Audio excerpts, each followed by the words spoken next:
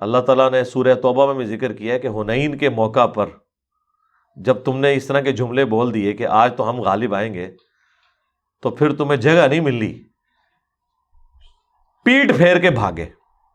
اور پھر اللہ تعالیٰ نے اپنے نبی علیہ السلام کا معجزہ ظاہر کیا جو بخاری مسلم میں آتا ہے۔ نبی علیہ السلام نے زمین سے ایک کنکروں کی مٹھی بھری اور رجز پڑھتے ہوئے اپنے گدھے کے اوپر سوار ہوئے،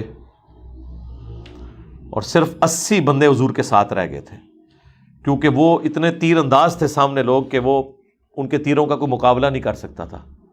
نبی علیہ السلام یوں آگے بڑھے رجز پڑھتے ہوئے، انا النبی لا کذب انا ابن عبد المطلب، میں نبی ہوں، اس میں کوئی شک کی بات نہیں، کوئی جھوٹ نہیں، میں عبد المطلب کا بیٹا ہوں۔ اور پھر آپ نے وہ مٹھی جو بھری ہوئی تھی نا یوں کافروں کی طرف پھینکی، اور ساتھ بولا کہ چہرے ان کے جھلس جائیں اور یہ پیٹ پھیر کر بھاگ جائیں۔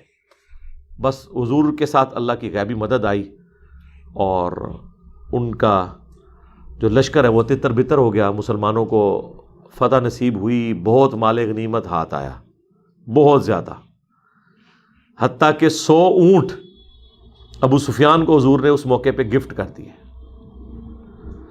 یعنی وہ لوگ جو اسلام کے دشمن تھے اور وہ فتح مکہ پہ طلقاء تھے، کلمہ پڑھ کے مسلمان ہوئے، ان کی دل جوئی کے لیے حضور نے 100 اونٹ ایک بندے کو، آپ امیجن کریں۔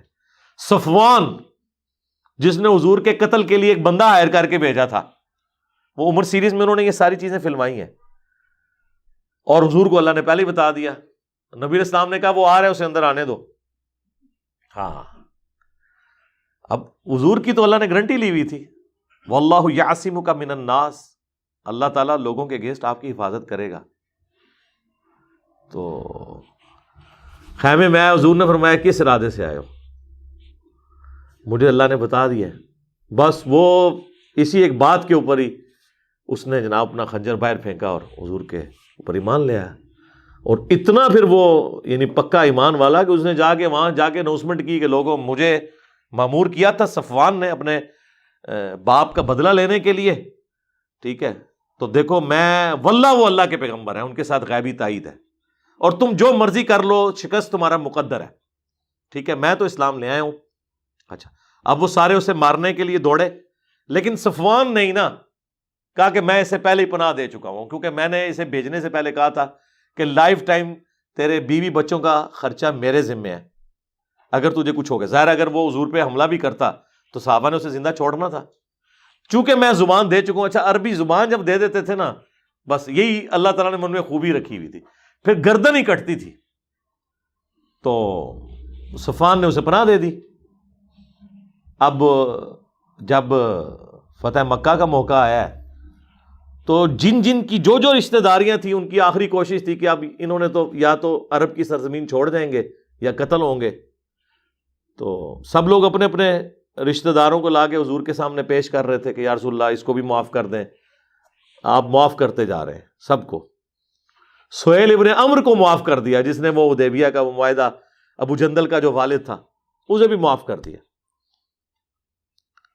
تو صفوان جو ہے اس وقت مکہ چھوڑ کے نکل رہا تھا، بلکہ وہ تو جدے کی بندرگاہ پہ پہنچا ہوا تھا، سمندر کی، یعنی وہ اس چیز کو اویل کر رہا تھا کہ ٹھیک ہے میں عرب کی سرزمین چھوڑ کے چلا جاتا ہوں۔ تو وہ صحابی پیچھے پہنچ گئے، انہوں نے کہا کہ اپنے آپ کو ہلاکت میں مت ڈالو، واللہ یہ اللہ کے پیغمبر ہیں، اور اگر اللہ نے ان کو غلبہ دیا تو یہ تمہاری جیت ہوگی، قریش کے لوگوں تم تو اپنے آپ کو ہلاکت میں نہ ڈالو، سب سے پہلے تم اسلام کے دشمن بنے، اب کم از کم آخر میں تم تو اسلام قبول کرو، اس کی جیت تمہاری جیت ہے۔ اچھا، وہ کہنے لگا نہیں تم مجھے اپنے ساتھی کے حوالے کر کے قتل کرواؤ گے، یعنی نبی علیہ السلام کو صاحبکم وہ کہتے تھے۔ تو آپ وہ دیکھیں عرب کے لوگ کتنی ان کو یعنی اس چیز کا احسان کا وہ بدلہ کیسا اتارتے تھے۔ انہوں نے جناب اپنے بورے میں سے حضور کی پگڑی نکالی، امامہ، اور انہوں نے کہا صفوان اس امامے کو پہچانتے ہو؟ یہ وہ امامہ ہے جو نبی علیہ السلام نے فتح مکہ کے دن پہنا ہوا تھا، اور یہ مجھے حضور نے گارنٹی دے کے بھیجا ہے، یعنی یہ گارنٹی تھی کہ نبی علیہ السلام تمہیں قتل نہیں کریں گے، تم اپنا آپ میرے ساتھ چلو. آیا, کلمہ پڑھ کے مسلمان ہو گئے. صحابی اکرمہ ابن ابی جہل, وہ بھی بھاگ گیا. ابو جہل کا بیٹا, وہ سنن نسائی میں آتا ہے. راستے میں سمندر کی موجیں آئیں اور سب لوگ وہاں اللہ کو پکار رہے ہیں. اکرمہ نے کہا کہ خشکی پہ تو تم لات منات عزا کو پکارتے ہو اور یہاں پر صرف اکیلے اللہ کو پکار رہے ہو. انہوں نے کہا یہاں کوئی بت کام نہیں آتا, اللہ ہی کام آتا ہے. اللہ کو تو وہ مانتے تھے, لیکن اللہ کے ساتھ چھوٹے دیوتاؤں کو مانتے تھے.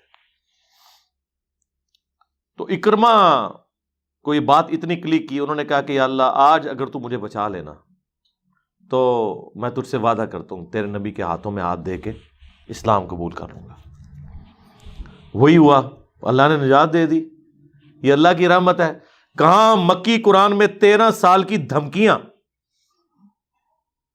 اور کیسی دھمکیاں کہ اگر ایمان نہیں لاؤ گے تو تم پہ وہی عذاب آئے گا جو قوم عاد پہ آیا, قوم سمود پہ آیا, قوم شعیب پہ آیا. دھمکیوں سے بھرا ہوا قرآن, اور اینڈ کیا ہو رہا ہے؟ ساروں کی معافی ہو رہی ہے. یہ ہے اللہ کی رحمت.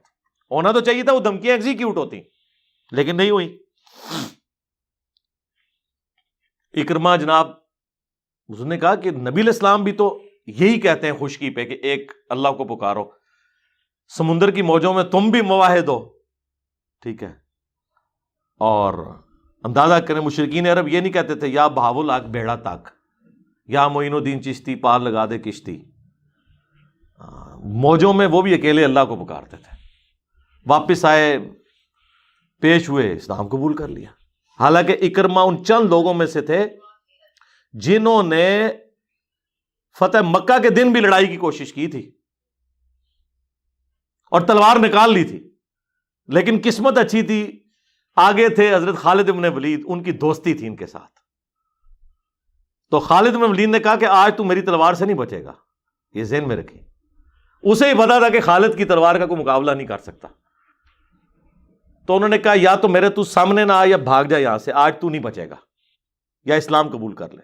خیر وہ اللہ نے ان کی قسمت میں لکھی ہوئی تھی ہدایت, مسلمان ہو گئے اور جنگ یرموک میں وہ شہید ہوئے ہیں رومن امپائر کے خلاف لڑتے ہوئے. آپ دیکھ لیں, یعنی بمشکل 5 سال کا انہوں نے وقت اسلام میں گزارا ہے. 5 بھی پورے نہیں ہوں گے, 4 سال اور کچھ مہینے. اور باپ امت کا فرعون ہے ابو جہل, اور بیٹا اکرمہ صحابی ہے, اکرمہ بن ابی جہل رضی اللہ تعالی عنہ ہم کہتے ہیں. تو یہ اللہ کی طرف سے کرم نوازی ہے, کسی کو ہدایت دے دے.